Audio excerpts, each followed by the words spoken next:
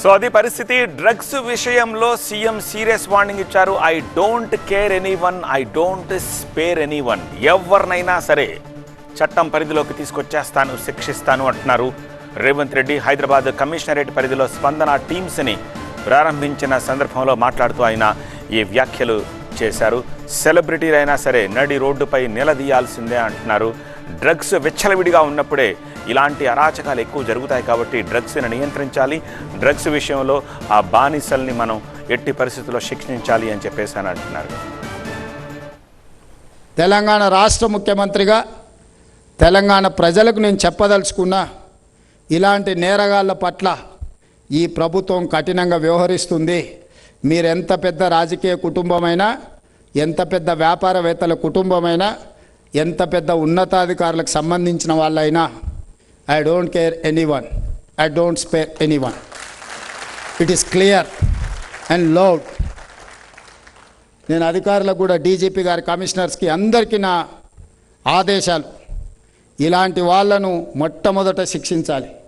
వీళ్ళని శిక్షిస్తే మిగతా సమాజం ఆటోమేటిక్గా దారిలో పడుతుంది. కాబట్టి మహిళలకు రక్షణ, మహిళల మీద జరిగే దాడులకు ప్రధానమైన కారణము వ్యసనాలు, వ్యసనానికి లోనైన బానిసలు. డ్రగ్స్ కావచ్చు, మత్తు ఏదైనా, దీన్ని నియంత్రించాల్సిన అవసరం, నిరోధించాల్సిన అవసరం మన మీద ఉన్నది.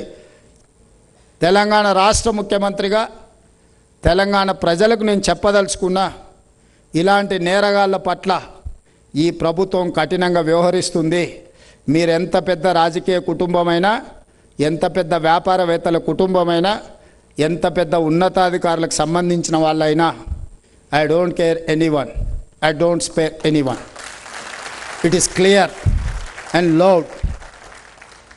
నేను అధికారులకు కూడా, డీజీపీ గారి, కమిషనర్స్కి అందరికీ నా ఆదేశాలు, ఇలాంటి వాళ్ళను మొట్టమొదట శిక్షించాలి. వీళ్ళని శిక్షిస్తే మిగతా సమాజం ఆటోమేటిక్గా దారిలో పడుతుంది. కాబట్టి మహిళలకు రక్షణ, మహిళల మీద జరిగే దాడులకు ప్రధానమైన కారణము వ్యసనాలు, వ్యసనానికి లోనైన బానిసలు. డ్రగ్స్ కావచ్చు, మత్తు ఏదైనా, దీన్ని నియంత్రించాల్సిన అవసరం, నిరోధించాల్సిన అవసరం మన మీద ఉన్నది.